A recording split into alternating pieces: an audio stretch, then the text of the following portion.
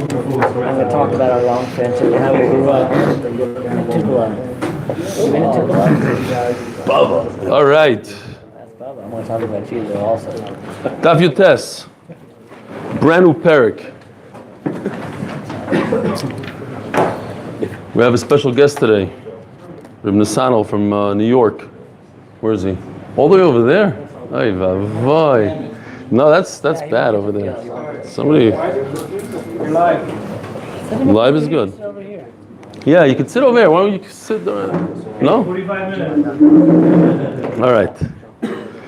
Says the Mishnah, Ha'omer mishkoli olai. If somebody says, my weight, I want to give my weight to the Beis HaMikdash. Noise mishkoloi. Im kesef, kesef, im zav, zav. The Gemara is going to ask Pshita. So if a person says, I want to give my weight in silver, my weight in gold, obviously that's what he has to give. Says the Mishnah, Maisa bi'imo shel Yirmatya. Story, the mother of Yirmatya. Sho'amra mishkal biti olai. So based on what we just learned in the Mishnah, if a person says, mishkali olai, and he doesn't specify zav, kesef, or anything, what does he give? It doesn't say. It basically gives whatever he wants. If he says kesef, I want to give my weight in silver, he gives his weight in silver. He says weight in gold. By the way, how much is an ounce of gold today? Like $1,400, right? Yeah. Something like that. Yeah, 1411. So how much is a pound? Like $22,000. So how much is a? I'm not going to tell you how much you weigh, but I am worth like $4.5 million in gold in today's thing. You do the math, figure it out. Worth more than that. Oh. Got back. Smash, you guys are mamish here.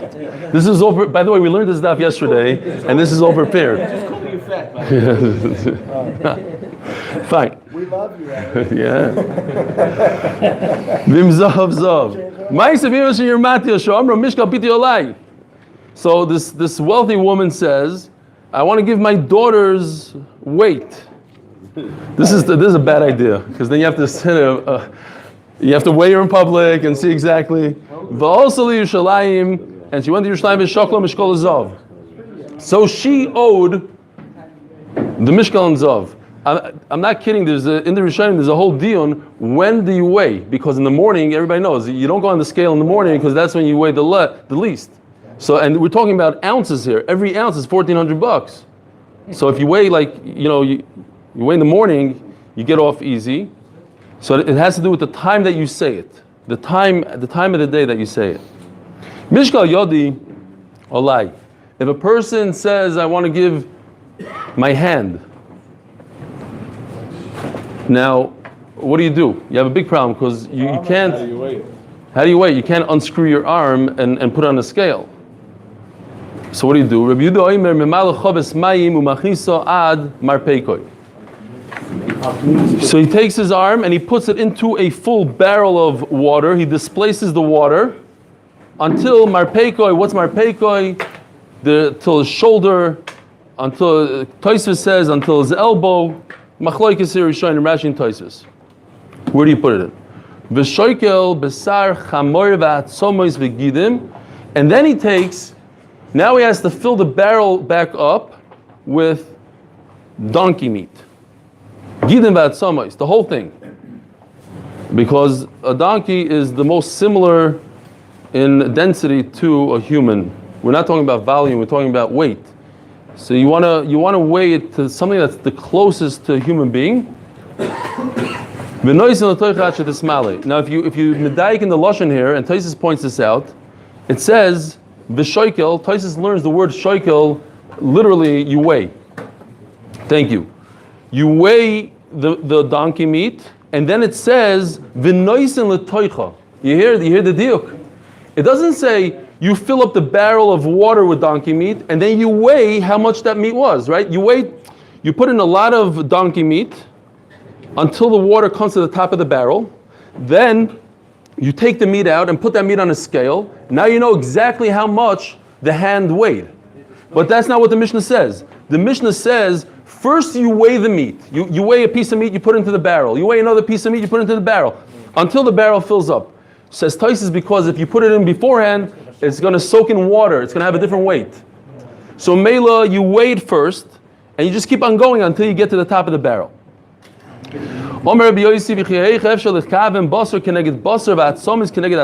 It's impossible. A donkey's hand and leg are going to be completely different in consistency than a human. Maybe they have more muscle, maybe they have more larger bones. How are you gonna do this? Hello, you just look at it and you do some sort of whatever us humans could evaluate it as and finished. You can't do anything more, because even if you bring a donkey, it's not going to be the same thing. That's not what your hand weighs. Right, even if the consistency is exactly the same, it's the amount. So I'll never nail exactly how much meat is on my hand vis-a-vis the donkey, or how many bones.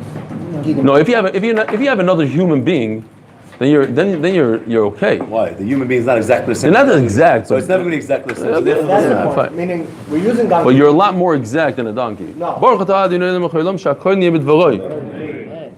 not so much at the the difference consistency between issue. each body shape. Yeah. No connection. Fine. No, if it's the same size. You're talking about an arm the same size. You take a guy, yeah, Okay. same race, same. You'll have the same. Yeah, we had a stick. Yeah, okay. Yeah. Somebody asked me, how do you do it? Yes. You immerse the arm in water, Yeah. you find out how many cubic inches of water you've displaced, Right. and you know how much that whole person weighs in total. Yeah, but the problem is you can't get to the back of the arm. The arm is attached to the body. No, what I'm saying is stick the arm in. Yeah.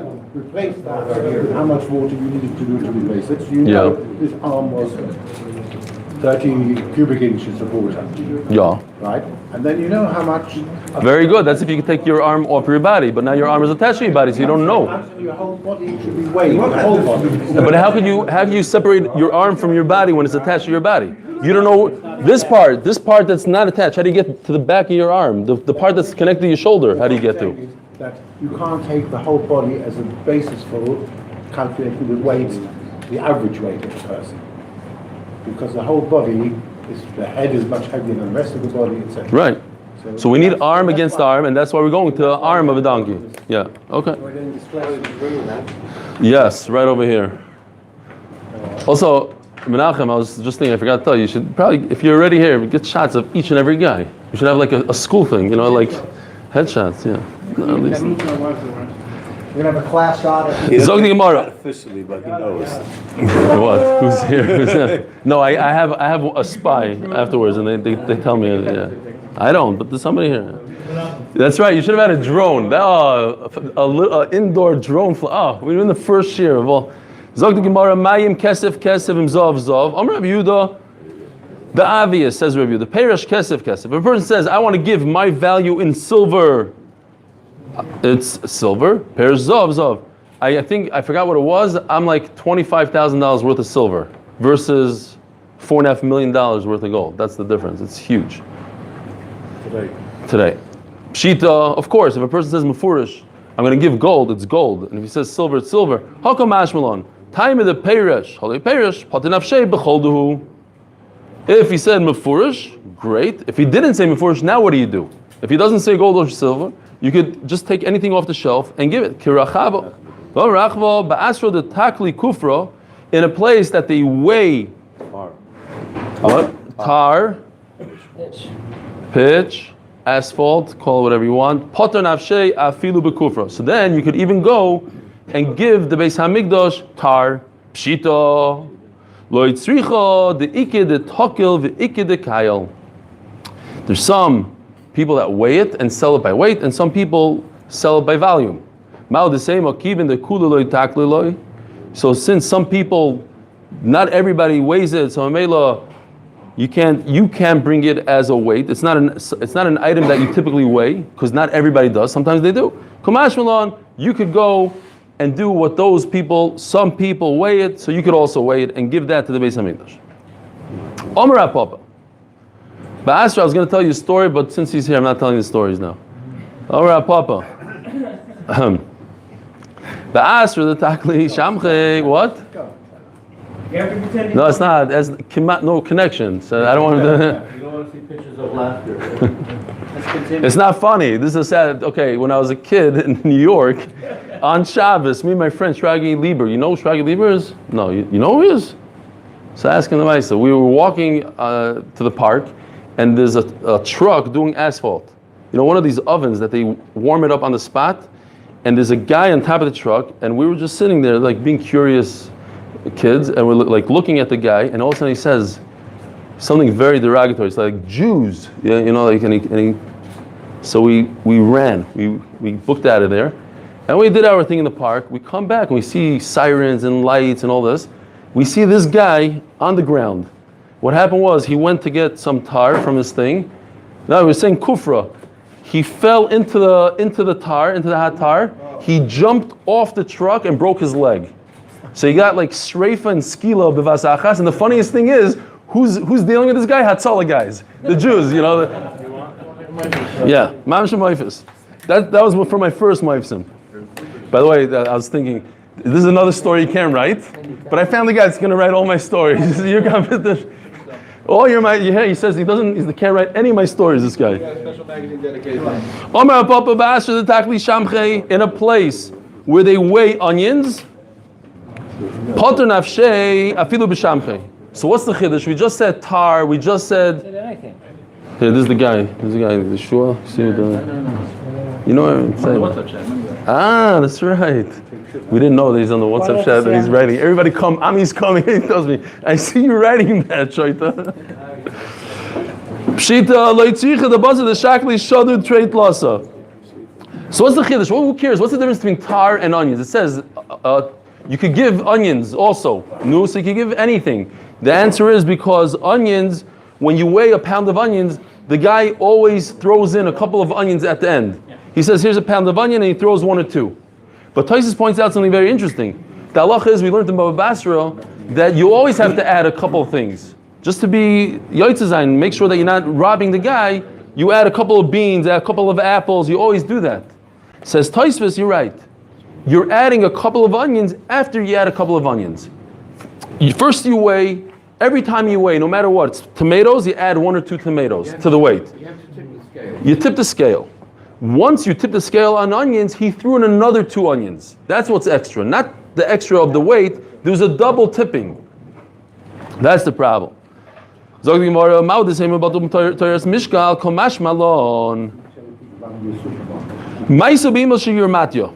Listar, L'chayra, there's a steer to the Mishnah. This whole story that we said, why? Because the Mishnah, the Reisha starts off saying, if a person says specifically that he's going to give his weight in gold, then he has to give the weight in gold. All of a sudden, the Mishnah says that your matya didn't specify gold, but she gave everything in gold. But she didn't specify it. So why did she have to give the weight in gold?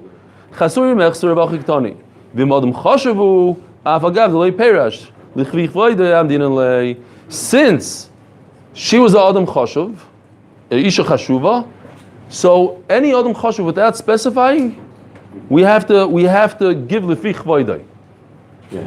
Right?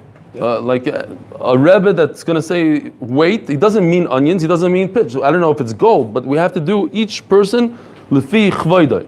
So she was such a wealthy person, Bill Gates, he's giving Beis HaMikdash gold. There's no shayla that he wants to give a $4 million donation. He's not giving a $25 donation. That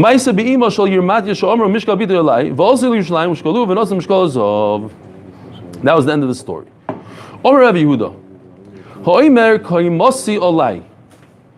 Person says my height. What does he mean by my height? And what object is he giving? My height and what? Says the Gemara, when he says my height, he means something sturdy. And it could be anything. If he didn't specify what it is, it could be anything.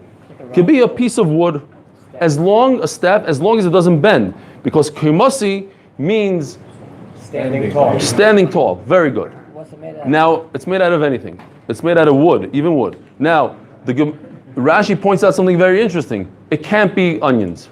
It can't be onions. We just brought onion. Why not? Because Rashi means to say that it has to be something that stands. Onions don't stand. It has to be material, like wood, like metal, like anything that stands. But don't bring me onions. Right, you can't make onions stand. How are you going to make onions stand? You can put them on a skewer and they stand. Okay, so the skewer is standing, not the onion. The onion himself Build doesn't a wall out of stand. onions. That's not, You yeah. can build a wall out of onions. and it Could you will build a stand. wall out of water and put in a cup? But it's not the water itself. No, it's not true. It's not the same. You can manage to build a wall out of onions. It goes by listening to the Bnei Adam. It goes by the way people talk. Look, Okay. It has to be the material It's not- itself standing. The material, 2 onions cannot stand. two onions. First of all, that's not true. 2 onions can't stand. And if you have a lot of them, it's You know how I know? no. According to you, This is good. It's all good for the army. He's going to say there's machlokes between Nachman Seltzer and Noam Fick. Fine. Weiter. You can't build onions the height of Eli. You could with metal and cement. Yeah, that's what he's saying. But that's definitely do it. Not even with metal. If if you cut them. no, like a pyramid. He's masking. Okay, but that's not what he means. No, he's saying something else. just saying No, he's saying something else. Somebody's saying something else. He's talking about one item. You're talking about stand. He's right. That's a good point. Meaning if it's a wood. So there's one onion. I guarantee you, go on Google right now. The world's largest onion is 6 feet tall. Ain Sham, made in China. You'll find one of those things. $2,500. Yeah. Says, look what they have. They have cucumbers that are the size of a chveisvas. Anyways, I don't think it's one item. But okay, the point is that's not what he meant. Meloi kamasi olai. That's not the value of an onion. What? If you found such an onion, it wouldn't have the value of an onion, though. Then it would Right. have the value That's of like an fine. onion. Says the Gemara, Meloi kamasi olai. My full height. Now we already made it worse. Noisein, says the Gemara, there's a difference if a person says Kamasi and Meloi kamasi, Noisein sharvet anichvav. Now we could give something that's bendable. Again, not onions, but material that's bendable. Meisvei, yeah, rubber, plastic. Meisvei kamasi olai, Meloi kamasi olai, Noisein sharvet anichvav. Over here it says mefurish that if a person says Meloi kamasi, it has to be something that doesn't bend. So why are you telling me you can bring something that bends? Rebbe Kiva is the one who says that we have to, every person is a Talmud Chacham when he talks, and in his words, oh, that's it. I gave him a little background. Yeah, probably experience. Anyways, it's a good thing you're sitting next to me. I would have screamed it out over there. That's it. What? Hey, but how tall? Nothing. Look, it's nothing. Oh. Okay, I see what you're saying. No. Yeah, but it's Rosh Hashanah. If a person gives the extra word, there's no reason for a person to say extra words. So then the extra words mean something. For instance, it's not Lois Abar v'Lois Adus. We're talking about a person selling his field, his house. Does he include the well or not? So yeah, going back to Baba Basra. So it says the Gemara, it does not include a bar. And a dus is the same thing as a bar. Just one has, it's lined inside with stones, and one is just a ditch in the ground. Because of even though you said, I'm giving you everything, the width, the depth, all the way, all air heights, ruma, the height, all the way up, it doesn't include a bar. No, this is on top of the land. Who said that? Who said that? Who? The thing? Bar this. Same thing, it's just on top. Of our land. No, that's for sure not part of the land. That's like outside. I don't think so. Okay, well, we'll see later. What does our school say? Unwalled pit. And a pit is in the ground. Very good. Ding, ding, ding. What do you have? Oh, you don't have the art school. Like as Noam? No. As him. Who? You're in the Masifta? Not Masifta, whatever. What is this? Sofa. Exactly. Yeah. Agabi karka on the side, I think he means. Agabi means on. No, agabi, you're right. If you read it like that, but now based on. Maybe it says that this is the wife. Dus, come ahead, Dus. Okay, Kitzer, it's a. No, but it fits very well. Rabbi Yossi says, right? And this is part of the house. It's part of the house, not part of the house, the Dus. Okay. Ava bisha kosav umko beruma. V'tzorach liko loy derech. Dir Rebbe Kiva. So here goes. This is very interesting. A guy doesn't sell his pit, but he sells the path to get to the pit. So how is he going to get to his own pit? He has to buy it off the seller. He has to buy because he didn't. No, the buyer has to buy. Seller. The seller, you're right. The seller has to buy the right of the path from the buyer. Divrei Rebbe Akiva. Why? Because Rebbe Akiva holds moicher ba'ayin yafa moicher. Famous thing, Babasra. When you sell you moicher ba'ayin yafa, I'm selling everything that's there. Divrei Rebbe Akiva. Chum say moicher ba'ayin ra moicher. So he's not selling him the path. You don't have to. We're getting to the point that a person, when he says extra words, he means something there. You have to be medayik in his words. If he says specifically, now why does he have to say specifically? It doesn't include the bar. It never includes a pit. So why did the guy open his mouth and say, oh, and besides the pit? He didn't have to say it. If he didn't open his mouth, he would also keep the pit for himself. So why did he say it? By him adding words, he's like a Gemara. This person becomes into a Talmud Chacham. He adds words, and I'm medayik in his words. Since he knew he doesn't have to say these words, he said these words, Memeli keeps for himself the path. It's a bit unusual there because, a lawyer will tell you, avoid ambiguity in the contract. Spell it out. Exactly. That's shaitim in our days. In those days, they understood. First of all, he's not that type of lawyer, whatever. He didn't have to say the word malay. He should have said kaimasi, my height. Why did the guy stick an extra word? It's unbelievable to say this. Like each guy, any amar, it's off the street. The fact that he said malay, he should have just said kaimasi. We're mamish medayik in his words. What he meant is to be mimayit. To say it doesn't have to be stiff. It could be a bendable material.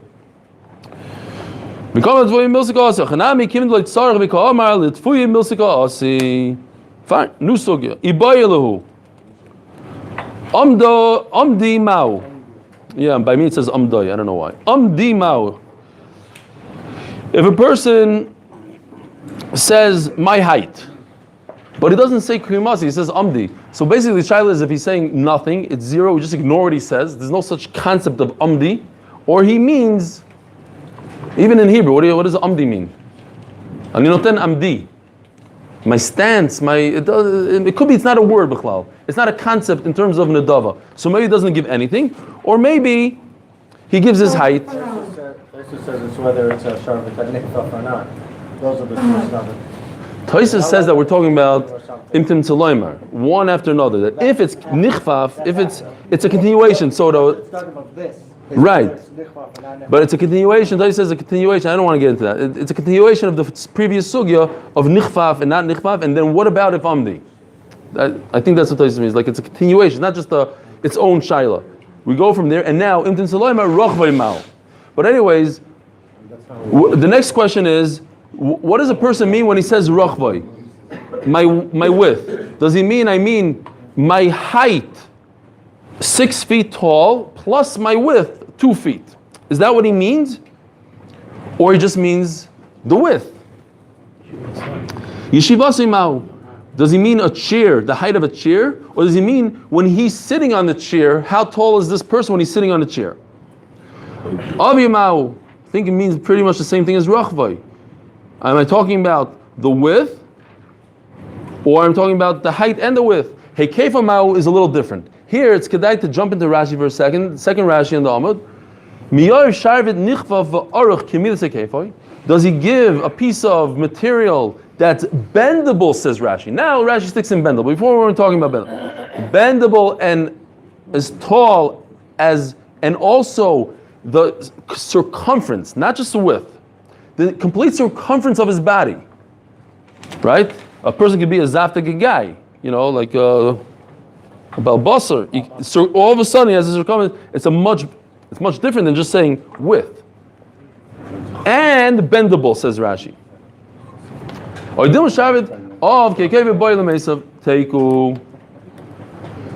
Mishkal yadi olai. Person says, I want to give my hand, whatever my hand weighs, to bedek habayis. Toner rabbanon.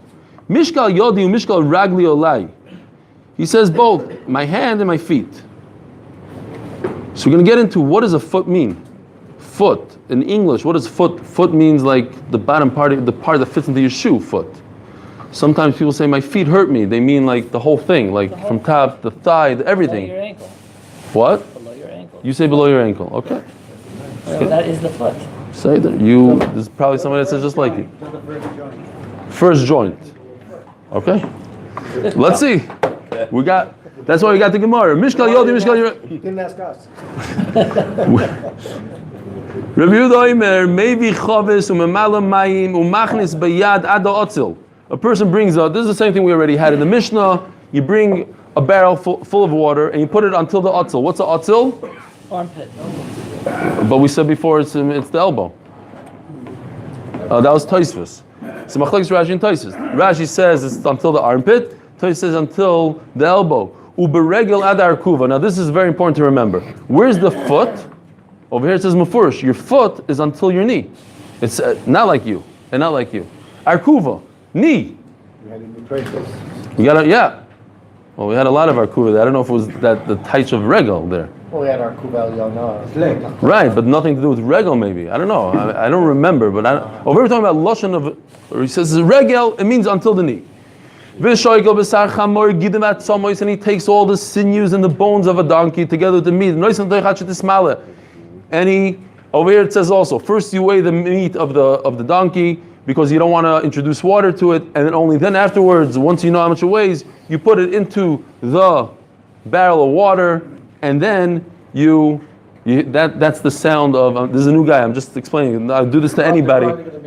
The American beans, which Chaim Kornblut brought from America, from the front, that door and whatever. Shkoyach Chaim.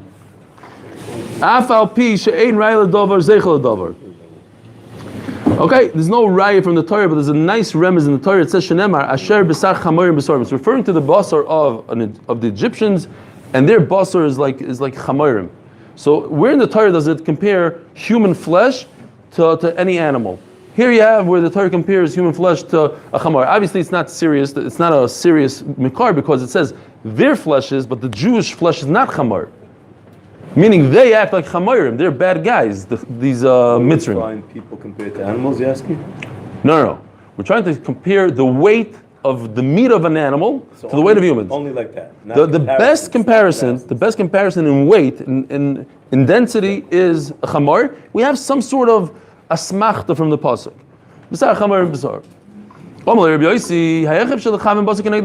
It's impossible to take a wild animal, a strong donkey, and compare it to the meat of a human. Gidim keneged gidim. He maybe has more sinews, less. Atzomis keneged atzomis. What weighs more, meat or bones? Bones, no? Bones are denser. Meat, yeah? Meat. Oh, hold on, we have the guy. Look it up. No. I think bones are denser. Ask her. The kids they weigh different. What weighs more, 1 pound of meat or 1 pound of bones? Ask her the Google. He's going to ask you for that one. Fine. A pound of feathers. Exactly. That's my. I'm pretty sure bones weigh more. Lo mishaneh. One of them they weigh different. There's no question they weigh different. So it's possible that the chamor has more bones. Okay, I can't do that. You could Google right now if you want.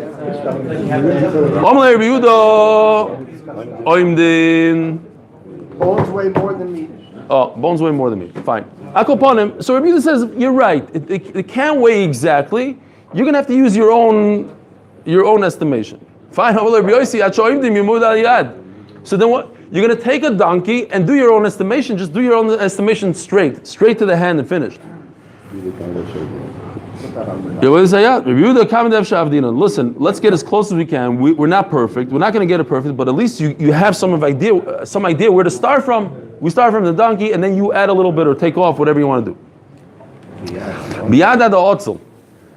The hand refers up until the armpit. We have a big shaila here. What is kiddush yadayim v'raglayim? When the Torah says you should do kiddush yadayim, what does yad mean? We know when we wash hamoitzi, where do we wash until? We have to be very makpid to the wrist. Some people are makpid up to Yom Kippur, up to here. Kitzur, you have to be makpid to the wrist. But a yad, according to what we just said, is until the armpit. It'll be a massive procedure to wash your hand every time. But we don't do that. So what's pshat? Most of this washing to It doesn't matter if the Torah says Yudayim, Kiddush Yudayim. You have to wash your hands. Yeah, and in the Beis Hamikdash, the Kohanim would have to roll it up to here and go. Yeah. Says Says the Gemara, okay, Doirais had a perik. When the Torah says Yad, it means until the wrist. B'nedarim, halacha chaloshim b'nei adam. What do people, when they say arm, they don't mean until the wrist? Hand, I should say hand. Or yad. What does yad mean? Forget hand in English. Because maybe hand in English is more specific to the hand. Yad, what does a yad mean? Loshem b'nei adam is until, Tosfos says until the elbow, Rashi says, there's the arm is tefillin shell, yad. It doesn't mean you put on here, you put over here. What's Loshem b'nei adam? Zroya is arm. I don't know, no. But it's interesting, they're saying Loshem b'nei adam Why? is God is because you don't say that. Who says Zroya? We say Zroya today? Baruch Hu, it's No, that's Loshem b'nei adam, that's Loshem HaKadosh Baruch Hu. But that's the way we the talk. vernacular of people. In the Haggadah, right? When it talks about Kadosh Baruch Hu, it says arm, right? Right? Israel, Tuya. Again, but that's Tuya. Right. So if perfect. So just see. No, you're saying exactly what the Gemara is saying. That's HaKadosh Baruch Hu writing in the Torah. Baruch Hu didn't write that. Of course. We wrote that. No, that's Torah Lashon. That's still considered Torah Lashon. We're talking about in Hebrew, not in Torah. Hashem wrote that Balaga now. The Balaga is HaKadosh Baruch Hu. No, it's brought from that. Akopanim. Okay, so is the Torah talk Lashon b'nei adam or not? That's the No, the Torah doesn't. No, the Torah doesn't. Torah has its own lashon. Torah has a B'nedarim halacha chaloshim b'nei adam. Literally how they speak. Slang. There's no arms. In Lashon b'nei adam, yad means all the way up to the. Fine. Uderaisa da perik. And what? Frank the Gemara, the Rai says until the wrist. It says the word yad. What do you put tefillin? On the bicep. And that's part of yad. So you see that the Torah calls yad all the way up to the armpit. The Rai says, so now the Gemara takes it back. You're right. The Rai says kiboyres kula. What? With? Yad chazuki bars. That's referring to the tefillin. If he's saying yad is only up to the... No, it says otzil. Otzil means. So yod chazu. By the way, you can't ask me any kashas today. Like if it's a good kasha, you know I'm not gonna have the answer. He's gonna go back.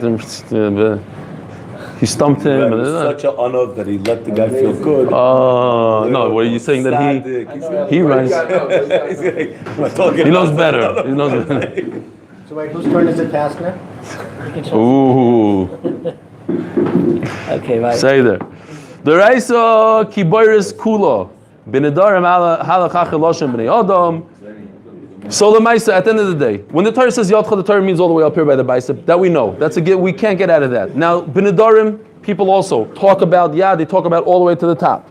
Now the Kiddush. So now the question is, how come Kiddush Yadayim? Why do we only wash our hands until the wrist in the Beis Hamikdash? Kiddush Yadayim Regalim Hamikdash. Hilchos Gemir. That's halacha Moshe Sinai. Nothing to do with Loshem Bnei Adam. Nothing to do with Loshem the Torah. Fine. Rabbi, before I forget, tomorrow Beis Hashem is my son's Alila Torah in Bnei Yeshivas. All those who didn't come for the Suda must come to the invited. It's a kiddush for men. There's a big menu. Here we go. What time? I'm not going to say what it is. I will say there's a lot of liquor. 8:20 shachar. 8:20. Please don't come for shachris. Not enough seats. Come after. No, just. What time is the kiddush? Sorry. What? 8:50 second. And by the way, if anybody's interested in a Vesikim Minyan, I'm trying to get together a Vesikim Minyan for my dad, who said he will come on condition that there's a Vesikim Minyan. I told him, I got it for you, don't worry. And then I started looking around and I don't have one. So I might not be around tomorrow at my son's thing unless you guys save me. And anybody wants to have a Vesikim, let me know. Fine. Just come in. You're coming. You're for sure coming. I need a Valkyria, yeah. Fine. What? Whatever I have to do. This is fine. keep it up. This is keep it up. What's wrong with that? There's so many ways to answer that question. Yeah, after the share off the record, we will schmooze. Beregal adar kuva. 10 minutes. Viriminu. Regalim. We had to, by the way, I have a little bit of of an insight. We had a little bit of a problem last time. We learned this Gemara. It says Shalosh Regalim. What does Shalosh Regalim mean? It means 3 Yamim Tovim. And we said, it also means a foot, a regal. And no, it doesn't work like that. Shalosh Regalim means 3 feet. Because when you go on Shalosh Regalim, you walk up to the Beis HaMikdash. It's not, regal doesn't mean yantif. Regal means a foot. It's a little bit different Havana. And Memela, if you don't have a foot, then you potter from Alila Regal. It's not like, it's a side drush, a regal, it happens to match the word. No, regal is a foot. We go up to the Beis HaMikdash 3 times a year. And it's called Shalosh Regal. Prat lebali kabim. So this is to exclude people that have, no, and in Hebrew, kabayim, It means isn't there ism in a prosthetic? Prosthetic. That's so. Ism of people who have crutches in the Beis HaMikdash. But this kabin, that would be kabayin lashon rabim. Kitzer, he has a prosthetic. Yeah. B'nedarim halachach lashon b'nei yodam. So we have a problem here. The problem is that it says that even only the bottom part of the foot, meaning that you don't go up to the knee, like we just said. We said that if a person says by a neder, regel means all the way up to the knee. Over here we're saying regel means even the bottom part. If regel means all the way up to the knee, it should be only a person that is amputated by the knee and lower, not a small amputation of just the foot. But we see over here that in Hilchas Oiler Regalim, regel means just the foot, the bottom part. That's all you need. So Mamela, if a person says, regel alai, I'm giving enough money in gold, let's say, to the Beis HaMikdash, he would only have to measure the bottom part of his foot that fits into the shoe. And he wouldn't have to measure all the way up his shin to the knee. Says the Gemara, but yet you go, in Nedarim, you go by what people say. They mean to the knee. And people mean when they call regel. The vernacular of people. You already used that word, by the way. So what are you telling me? You're telling me that midaraisa, it means the foot. Here, I have a little bit of a stam because we're going to need this soon. This is a regel. So midaraisa, just this part over here is regel. Yeah? This part, if a person doesn't have this, it's amputated from here down, he doesn't go to the Beis HaMikdash. But if a person makes a neder regel, it includes all this. So this is Lishna B'nei Adam. As the Gemara Kasha, so if we go that this is Lishna B'nei Adam, so could you do chalitza, let's say, on a shoe that starts over here? It says in the Torah regel. The regel only means this part on the bottom. Zog the Gemara, what? This? It looks a little bit like it. No. And I covered over here, whatever. Yeah, no. Well done. No, that wasn't. What? Yeah, but what if a person doesn't have a leg? What if a person is amputated on his foot? And uses the other foot. Okay, and if both? V'nidarim alach achaloshim b'nei Adam u'deraisa prat lebali kavim v'gam chalitza d'chsiv ragloi v'tana chotzim and arkuva u'lemato chalitza zikshera. If you put a shoe on mamish right below the bone, right below the knee, it's still chalitza. But you just said that it's not good because midaraisa, this is the max you could go up to this joint right over here. So the Gemara shani hosam, you're right. Typically it's like that, but in chalitza it says the amakra me'al ragloi. Above you get a special. This literally the word I was looking for. I promise. You get a special dispensation. I thought it was a little bit too chashuv. There's a special yitur me'al above. This is regel. It says mufurish me'al. You go above. For the Gemara, so maybe go all the way up to the thigh. Says the Gemara me'al. Up to the knee is 1 me'al. From the knee higher is double me'al demal. Omra papa shmami no high is teveira. This ankle ad ara nochis. So that's why I got this picture. I think the basic shot is everybody knows the ankle and the foot are not connected because it's a joint. Even they knew it. Even without opening up a body, you know that something is not connected there. But it is fused in a way together. You can see over here, there's ligaments and this stuff. So in terms of halacha, it's considered one. It goes all the way down, it's one piece. Because if it's not, if the ankle bone, if this little guy over here is a separate piece, now that's the me'al. The ma'al is the bone right above it. If you're going to go by bones, and then the thigh is ma'al. So that's really not good. You could say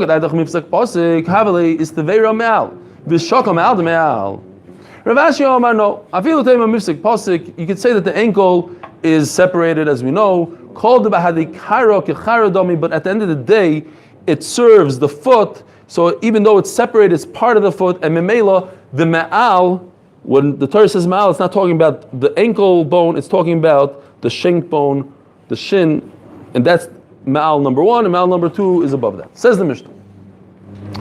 The me yodi olai shomim oisoi kama ushove biyad v'loi biyad. If a person says my hand, I'm giving a nether, whatever my hand is worth. So how do you evaluate it?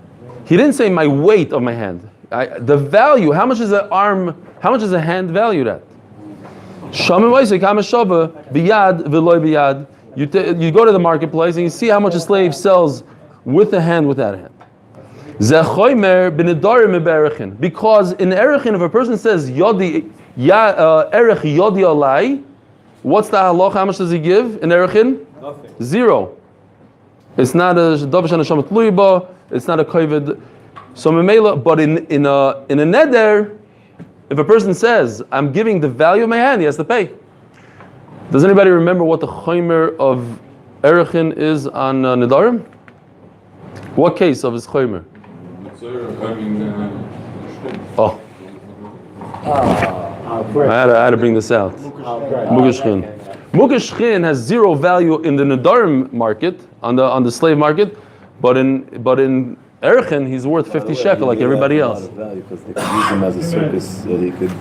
Oh, that's what he was asking. That's yeah, but that Yotzes Charbev say though. Okay, whatever. But you own him. You don't have a circus. So now what are you going to do with him? Say you only people would buy him. Who would buy him? The guy who uses him fine. for that thing. Obviously. All right. You wouldn't buy him. 10 minutes. Oh yeah. But it costs a lot of money for medication and surgeries. So we said Yotzes Charbev. Says the Gemara. Heichi shaymin lei. How do you do this? You put him on the slave market and you say how much is a slave worth with and without an arm. So for this, Rabbi say this is the best I could come up with for the Abayi's svara. Look at this. Rabbi say how much is this worth? This car right over here. Not much. What is that, Lamborghini? This is a Lamborghini. It was. Not worth. How much is this worth? Worth a lot. No. You could repair it. Okay, but if I'm a shamoy, I say this is worth, I don't know, $10,000. But now I'm going to ask you, how much is it worth if you repair it? A lot. Okay, listen to the svara. I'm going to tell you the Abayi's svara. He says if you start out with nothing, so then you don't grow that much. You say, yeah, the smashed up car. In your mind, you say, okay, but if I fix it up, it's going to be worth another 10,000, 20,000. How much could it be worth already? Now, look. You see this picture, you understand what I'm saying. How much is this worth? This $200,000. Now I tell you in your mind, you don't see a smash. You see it like this. This 200. I say, how much value are you going to take off from this car if you smash it? If you're looking at a 200, you take off. Whatever. Says Abaya, it's not fair to compare a guy that has 2 arms, comes into Bezdin and says, now you want to compare him and say, oh, pretend he doesn't have an arm, but he's valuable. And you want to take off some value from a very valuable person versus a guy that's all smashed up, doesn't have arms. Yeah, psychological. It's very psychological. It is. Shuma is psychological. That's what Shuma is. You say it depends which direction you're coming from. Yeah, exactly. Hasam Gavro Zilahu. You're talking about a really banged up person. He's worthless, Kimat. He has no arm. And you want to say, how much is he worth with an arm? You have to pretend in your mind. Over here, you're talking about a person who started off really stark. and you want to pretend in your mind that he's weak. It's not fair. You can't compare the two. This guy has 2 arms. He's worth everything.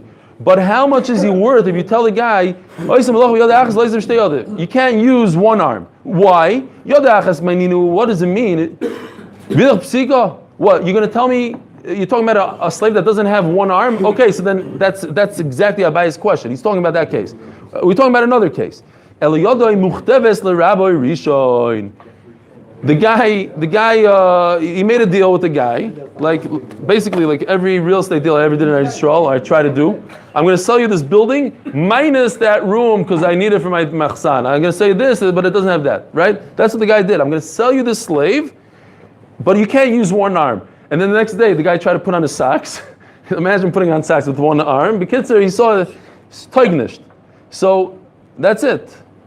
The guy has 2 arms. He comes to Bezdin. He's a bari, but we have to say, look, Bezdin, you have to give a shamos. Kilo, he can't use 1 arm. You figure it out. Figure out a slave that can't use 1 arm.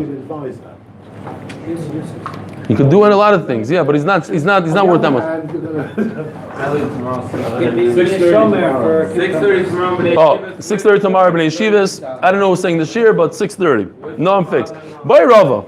You know what? Let's just start it. This is a new sugya. We'll start here tomorrow. Shkoya. Stick around.